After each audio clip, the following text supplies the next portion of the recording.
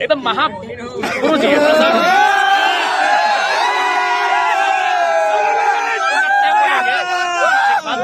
भाषण में सवाल उठा रहे थे कि प्रधानमंत्री और राष्ट्रपति का जो क्राइटेरिया राष्ट्रपति, मैं उनको नमन करता हूँ, वो महामहिम है, वो राष्ट्र की, इस देश की प्रथम नागरिक है।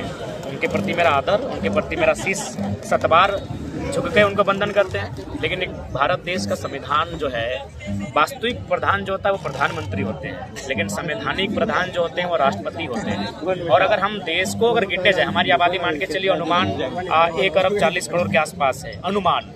अगर उसमें हम किसी को 1 नंबर पर रखेंगे, वरीयता देंगे, तो वरीयता राष्ट्रपति को जाएगी 1 नंबर का। 2, 3, 4 मास में प्रधानमंत्री नहीं आएंगे, यानी वरीयता के आधार पर प्रधानमंत्री टॉप 10 में आ सकते हैं। मैं 5 तक पढ़ा हूँ, वहाँ प्रधानमंत्री का स्थान नहीं है। यानी राष्ट्रपति जो होते हैं वो देश के प्रथम नागरिक होते हैं।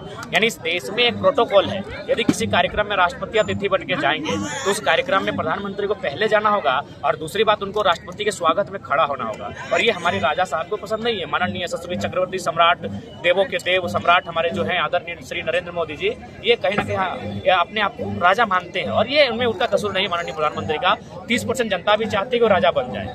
तो ये मैंने कोई गलत बात नहीं कहा है। मैं बार बार कहूंगा, मैं नरेंद्र मोदी नो डाउट अभी देश के दुनिया के लोकप्रिय लीडर हैं, लेकिन आपको जो उनकी नीतियां हैं उनको समझना होगा।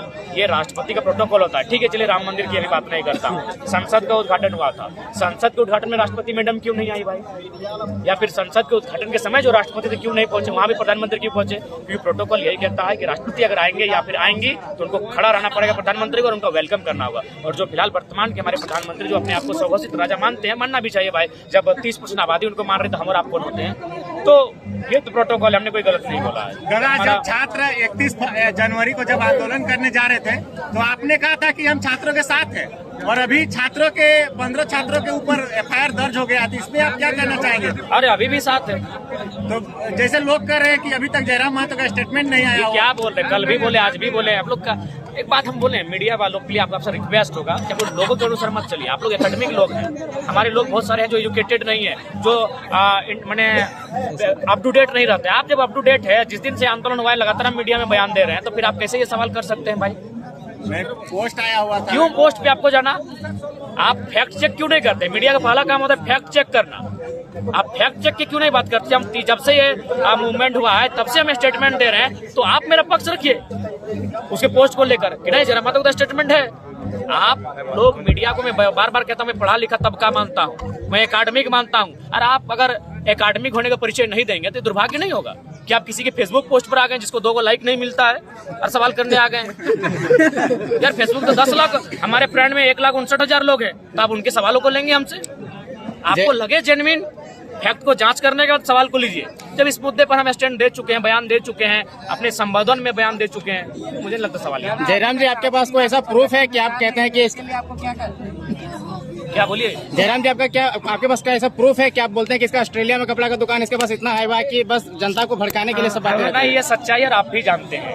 अच्छा एक बात बताइए, जिसके पास सत्ता है, जिसके पास शक्ति है, क्या वो अपने लिए दाग छोड़ेगा? तो ये आपको अनुमान है, अनुमान नहीं, ये सच्चाई है। हाँ, आप चाहेंगे तो हम लोग आपका ऑस्ट्रेलिया में जो लोग उस कार्य को देखभाल कर रहे हैं, फिर जो लोग 700 हाईवा को टेक ओवर कर रहे हैं, उसे टेलीफोनिक बात कर रहे हैं, ये तो मीडिया का काम है। ये बात मीडिया से ही आउटपुट हो क्या है, तो मीडिया को क्लियरफाई कर देना चाहिए। दादा, हमारे पड़ोसी राज्य बिहार में लगातार आप वो काम कीजिए, जयराम महतो अकेले कहाँ जाएगा? 2 गो पाँव, 2 गो हाथ, 2 गो हाथ, वहाँ आप क्या कर रहे हैं? आप हमारे संगठन का विस्तार कीजिए। दादा, हमारे पड़ोसी राज्य बिहार में लगातार शिक्षक की बहालियां निकली जा रही है, मगर हमारे झारखंड में 26,000। बिहार में निकलेंगे। वहाँ एक ही लाइन है, बिहार में बिहारी फर्स्ट, बाकी सेकेंडरी। लेकिन झारखंड में अगर बोलते हैं झारखंडी फर्स्ट तो सबके पेट में दर्द हो जाता है। देखिए, झारखंड को दीमक की तरह, खोखले की तरह चाट चुके हैं। यहाँ आउटसोर्सिंग के माध्यम से आपको तो सरकारी नौकरी दिखता है, जहाँ सरकारी नहीं आउटसोर्सिंग वहाँ देखिएगा, वहाँ 7% बाहर के लोग कब्जा कर बैठे हैं। तो ये तभी होगा जब झारखंड की सरकार बनेगी और एक डिसीजन ऐसा लेगी, भले लोग नाराज होंगे, लेकिन झारखंड के जब डिसीजन लिया जाएगा तभी इन समस्याओं का समाधान। दादा, कुछ दिन पहले सूर्य सिंह बैसरा जी का इंटरव्यू लिए थे हम, उन्होंने बोले हैं कि जयराम महतो को हमसे मिलने बोलिए, तीसरा मोर्चा का ये करेंगे, गठबंधन करेंगे, तीसरा मोर्चा बनाएंगे, ये बोले थे, तीसरा मोर्चा बनाएंगे। वो कोच है, कोच के रूप में उनका स्वागत है। चलिए, बहुत बहुत धन्यवाद। देखिए, सबसे पहला बात है हम किसी व्यक्ति को हटाओ बचाओ वाला बात नहीं करेंगे। हम एक ऐसी व्यवस्था की बात करेंगे जो विश्वसनीय हो। अभी मैं आपको छत्तीसगढ़ का उदाहरण देता हूँ।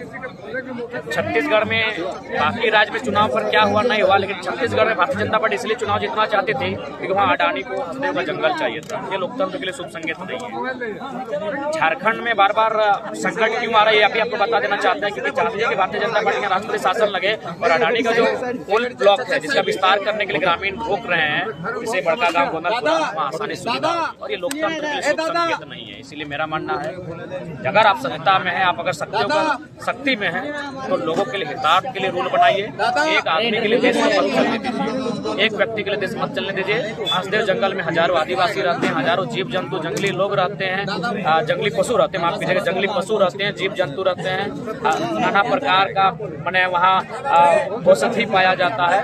तो एक व्यक्ति के लिए इनका समूल नाश न किया जाए। नया मुख्यमंत्री के बारे में दो शब्द। देखिए, नया मुख्यमंत्री जब नए आए हैं तो उनका पहले स्वागत करते हैं और उनको संदेश देंगे कि बायस्ड होकर काम ना करें।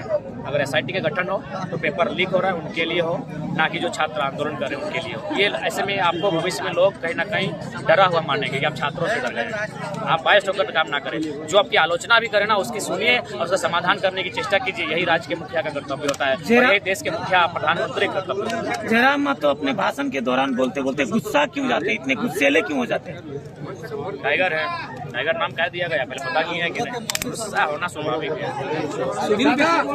एक बार इनसे बात कर लीजिए थोड़ा सा। दादा आपका नाम बेसरा जी कह रहे थे कि टाइगर ये सब नाम नहीं रखना चाहिए इंसान को, जानवर का तो उनको भी बोलिए कि सूरज तो सूरज का नाम है, आप कहे रख लोगे तो इंसान का नाम है। मीडिया वालों बार बार कहते हैं अच्छी बात होती है, इंसान का कोई नाम है बस मानो, लेकिन चूंकि इंसान श्रेष्ठ है इसीलिए उसने जो भी नाम लिया है वो किससे लिया है? पर्यावरण से लिया है, जीव जंतुओं से लिया है, जंगल से लिया है, नदी से लिया है। किसका नाम है? एक बात बताइए, किसका नाम है जो उसका नाम है?